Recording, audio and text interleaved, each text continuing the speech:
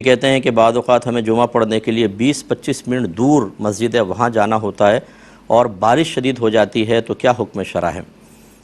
دیکھیں، ایک مرتبہ حضرت ابن عباس رضی اللہ تعالیٰ عنہما مسجد میں تشریف فرما تھے، بارش ہو رہی تھی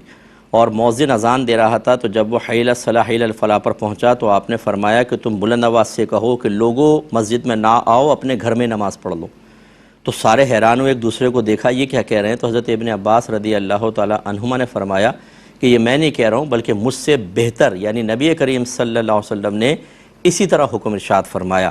یعنی جب بہت ہی برف باری ہو یا اسی طرح تیز بارش ہو تو پھر لوگوں کو اپنے گھر میں نماز پڑھنے کا حکم ہے، جبکہ راستے کیونکہ پہلے دور میں راستے کچے تھے اور کیچڑ بہت ہو جاتی تھی اور پھسل کے گرنے کا اندیشہ ہوتا تھا، بہت زیادہ مسائل ہوتے تھے، تو اس لیے خود نبی کریم صلی اللہ علیہ وسلم نے گویا کہ اجازت مرحمت فرمائی کہ ایسی صورت میں آپ مسجد میں نہ آئیں بلکہ اپنے گھر میں نماز ادا کریں۔ لیکن یہ اچھی طرح یاد رکھیں کہ جب آپ جمعہ ترک کر دیتے ہیں کسی مجبوری کی بنا پر، عذر کی بنا پر، اور اپنے گھر میں نماز ادا کرتے ہیں تو ایسی صورت میں ظہر پڑھیں گے، جمعہ نہیں پڑھیں گے، ٹھیک ہے؟ اب آپ ہر رکعتوں میں ظہر کی نیت کریں گے، جب آپ جمعہ پڑھتے ہیں تو ہر رکعت تمام رکعتوں میں جمعے کی نیت کرتے ہیں، یعنی 4 سنت جمعے کی، پھر 2 فرض جمعے کی، پھر 4 سنت، پھر 2 سنت، 2 نفل سب جمعے کی۔ لیکن جب آپ گھر میں پڑھیں گے، اب جمعہ نہیں ہے ظہر ہے، تو سب کی نیت آپ ظہر کی کریں گے اور ظہر کی نماز 4 رکعت ادا کریں گے، تو انشاءاللہ اللہ کی رحمت سے امید ہے، چونکہ نبی کریم صلی اللہ علیہ وسلم کی طرف سے اس وقت ترک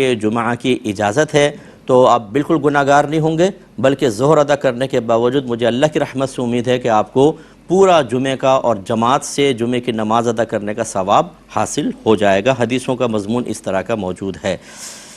ایک بھائی نے کہا کہ میں اپنی والدہ کے ساتھ محرم بن کر